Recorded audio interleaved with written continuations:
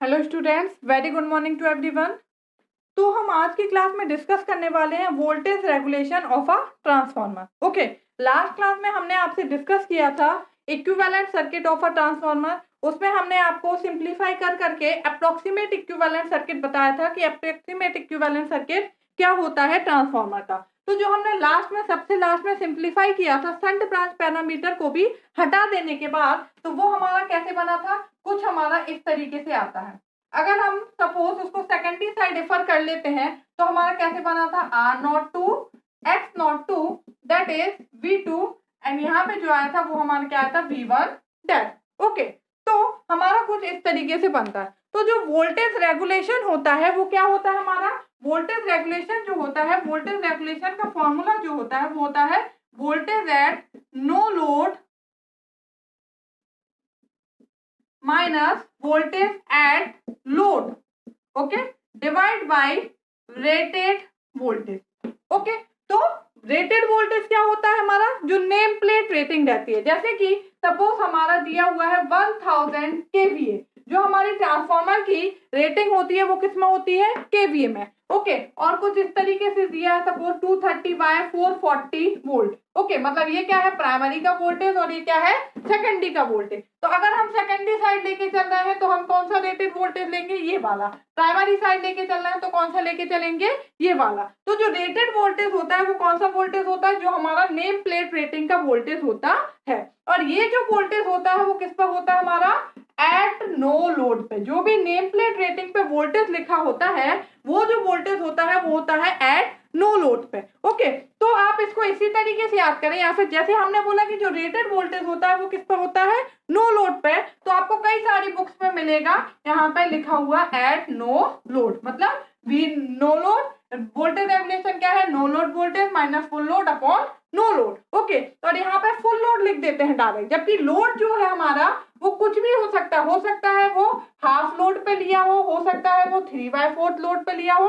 तो किसी भी लोड पे हम क्या कर सकते हैं, ले सकते हैं। तो एग्जैक्ट जो हमारा फॉर्मूला है वो हमारा ये होता है voltage at no load minus at load और divide by rated voltage. Okay, इसी की जगह आपको कई सारी बुक्स में कई सारे फॉर्मूले मिलेंगे कि हमारा वोल्टेज रेगुलेशन क्या होता है, हमारा voltage at no load. No load को हम नॉट से शो करते हैं, voltage at full load divide by voltage at no load. Okay, तो ये है वोल्टेज रेगुलेशन। मतलब क्या है वोल्टेज रेगुलेशन का, कि जब हम क्या करते हैं, लोड लगाते हैं। ओके, तो जैसे ही हम लोड कनेक्ट करते हैं तो जो हमारा टर्मिनल वोल्टेज है इसमें कितना वेरिएशन हो रहा है वो बताता है कि हमारा वोल्टेज रेगुलेशन। तो हम क्या बोलते हैं कि हमारा जो टर्मिनल वोल्टेज है वो क्या होना चाहिए, कांस्टेंट होना चाहिए। उसमें जो वेरिएशन है वो क्या है, लोड के लगाने से ज्यादा उस पर क्या होना चाहिए, प्रभाव नहीं पड़ना चाहिए। मतलब लोडेड कंडीशन में जब भी हम कनेक्ट करें तो भी उसमें क्या हो, बहुत ज्यादा वेरिएशंस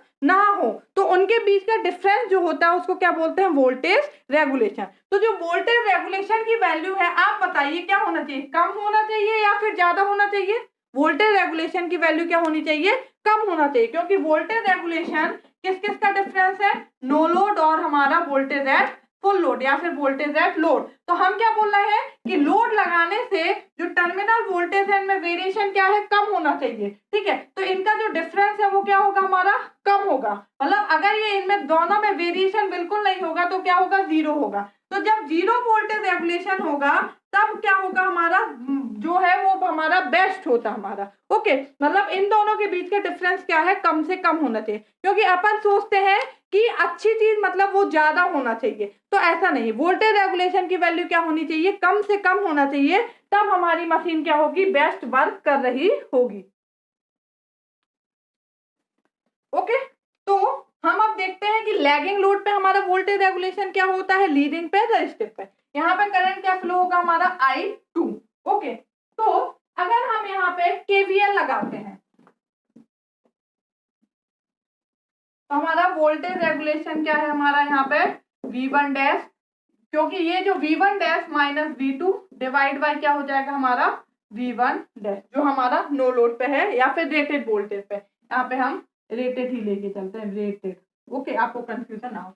V1 डैश हमने बोला कि ये नो लोड वोल्टेज कैसे होगा। अगर हम यहाँ पे कोई लोड कनेक्ट नहीं करते, अगर कोई लोड कनेक्ट नहीं करेंगे तो I2 क्या होगा, 0, कोई करंट फ्लो नहीं होगा, ड्रॉप नहीं होगा। तो ये जो लोड वोल्टेज है ये कौन सा वोल्टेज कहलाएगा, नो लोड वोल्टेज कहलाएगा। कोई लोड कनेक्ट नहीं है तो ये वाला जो वोल्टेज है वो क्या है, नो लोड वोल्टेज, और ये जो वोल्टेज है वो क्या हो जाएगा, वोल्टेज एट लोड। तो इन दोनों का जो डिफरेंस है, तो वोल्टेज रेगुलेशन फाइंड करने के लिए सबसे पहले हमें ये वाली चीज फाइंड करना है, उसके बाद हम इसको डिवाइड कर देंगे V रेटेड से। ओके, तो सबसे पहले हम ये वाली चीज फाइंड करेंगे, उसके लिए हम देखते हैं कि हम किस तरीके से फाइंड करते हैं। अगर हम इसमें क्या करते हैं, EMF इक्वेशन लगाते हैं, तो क्या होगा, V1 डैश, यहाँ से करंट ऐसे फ्लो हो रहा है, तो जहां से एंटर करता है वो पॉजिटिव, लीव करता है वो नेगेटिव, तो प्लस माइनस, ये भी प्लस माइनस, तो क्या हो जाएगा, minus I2 into R02 minus I2 into X02 minus V2 equal to क्या हो जाएगा,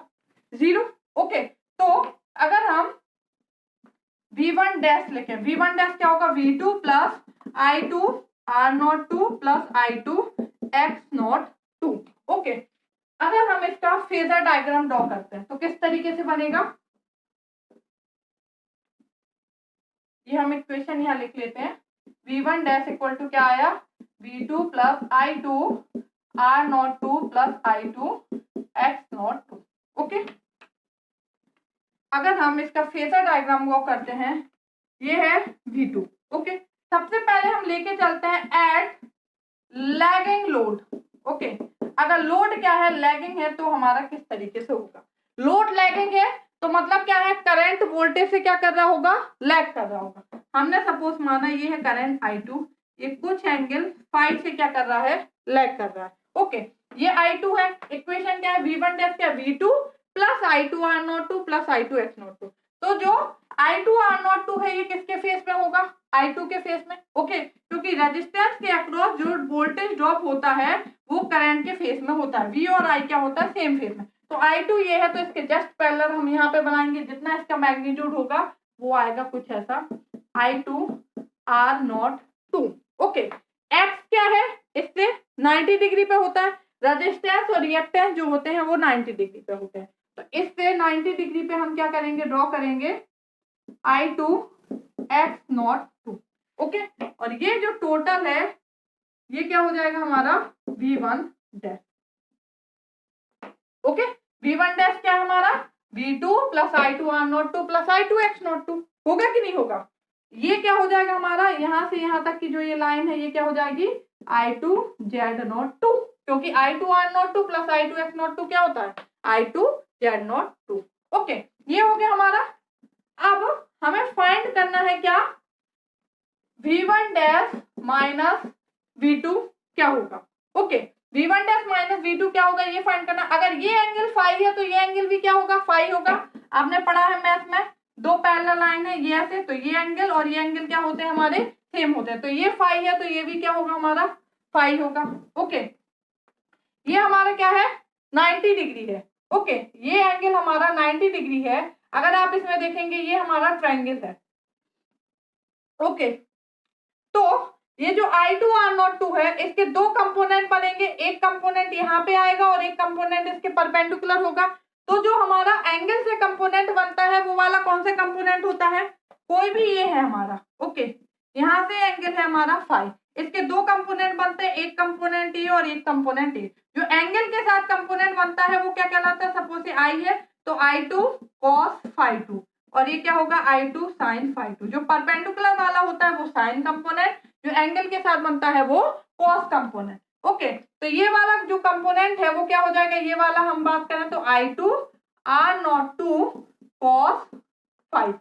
okay, I2 R02 cos phi2, ये सेकेंडरी का ले रहे हैं तो phi2 ही मान लेते हैं। ओके, और हम बात करें किसकी, ये हो गया हमारा ये।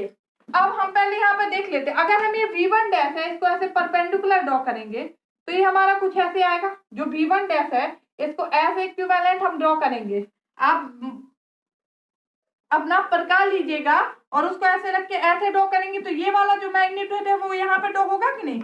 ये सपोज कुछ ऐसा है तो आप इसको ऐसे लेके ऐसे ड्रॉ करेंगे तो इसकी वैल्यू कहाँ पे आएगी, यहाँ पे। तो आप इसको ऐसे ही ड्रॉ करेंगे तो ये यहाँ पे आएगी। ये जो ड्रॉप है बहुत ही निग्लेक्ट होता है, इसलिए हम इसको क्या करते हैं, एक मतलब बहुत ही कम होता है, इसलिए हम इसको नेग्लेक्ट करके चलते हैं। यहाँ पे हमने मान लिया O, ये पॉइंट है B, सपोज A, ये B है, और ये हो गया C, और ये D। ओके, तो अगर हम V1 डैश की बात करें तो V1 डैश क्या होगा, OA plus AB, okay, plus BC plus CD।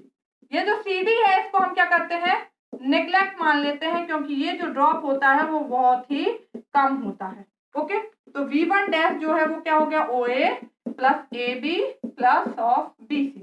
अब OA क्या है हमारा, V2, ये हो गया V2 प्लस AB कितना है, ये हमने अभी फाइंड किया। AB की वैल्यू कितनी है, I2 R02 cos phi2, I2 R02 cos of phi2।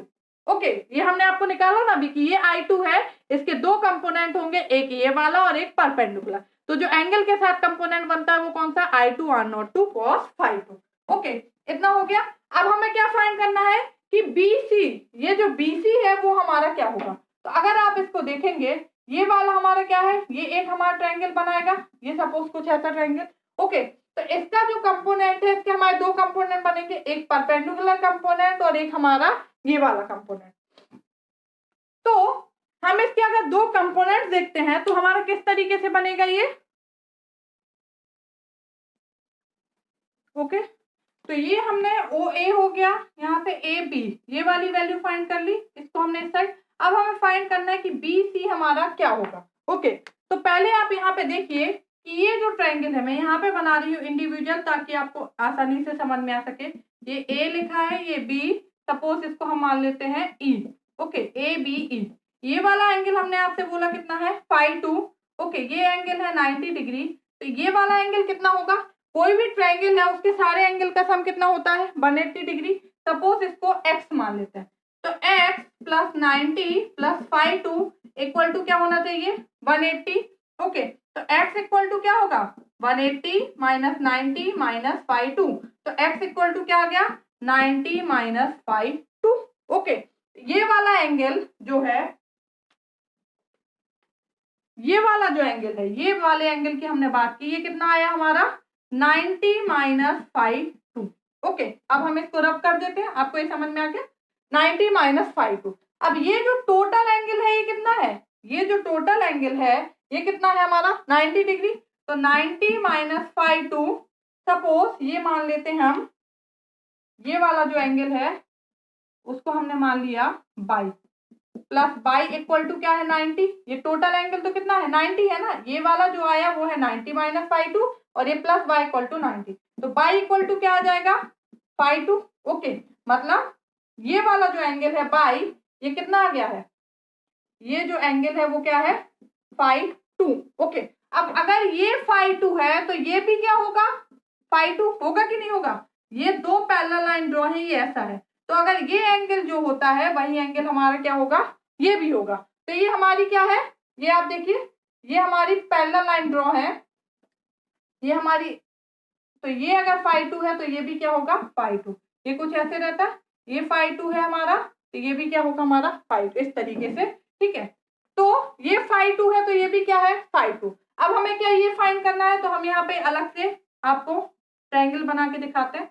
कौन सा ट्रायंगल है, ये E है, C है, और यहाँ पे मान लेते हैं हम F, ये हमारा F है। ओके, ये एंगल आ गया हमारा phi2, ये वाली जो हमारी ये लाइन है ये क्या है, I2, ये वाली जो है वो है I2 x02।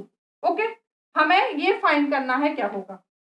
तो अगर हम साइन फाइंड करते हैं, साइन ऑफ phi2 क्या होगा, आपने पढ़ा होगा साइन cos tan। ये हम फाइंड करते हैं तो कैसे लिखते हैं, एक मैट्रिक बता रही हूं, हम लिखते हैं PF,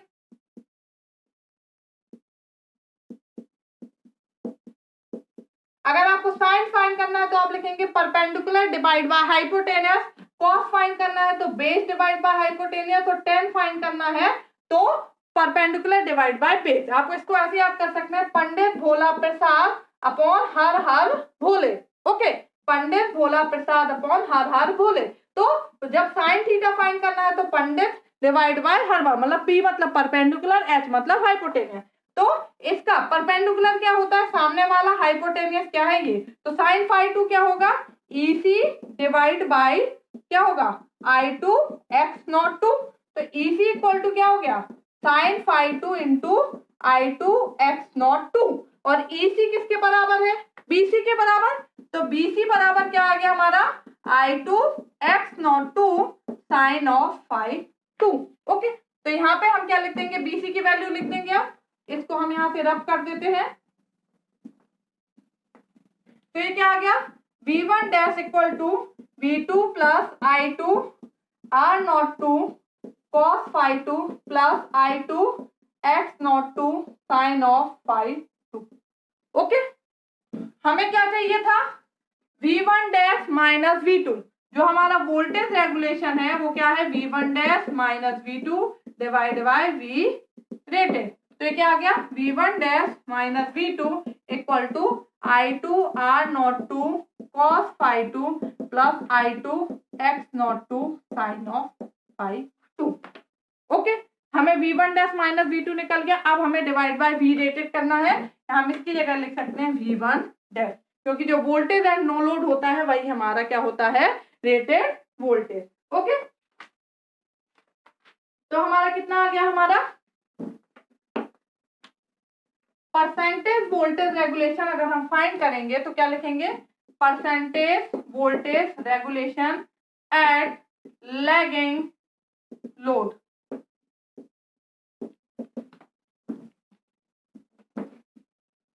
V1 V0 minus V2 divide by V0। V0 जो है यहाँ पे V1 डैश जो हम अभी फाइंड कर सकते हैं। तो ये क्या आया I2 R naught 2 cos phi 2 plus I2 x naught 2 sine phi 2 divide by V0। Okay, ये हम आप देख चुके हैं कि हमारा क्या आता है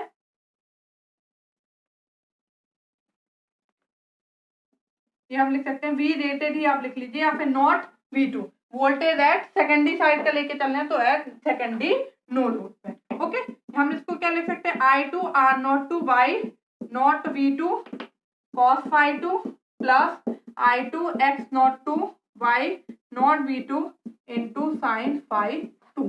ओके, तो ये क्या हो गया हमारा परसेंटेज रेजिस्टिव ड्रॉप और वो क्या हो गया हमारा परसेंटेज हमारा रिएक्टेंस ड्रॉप।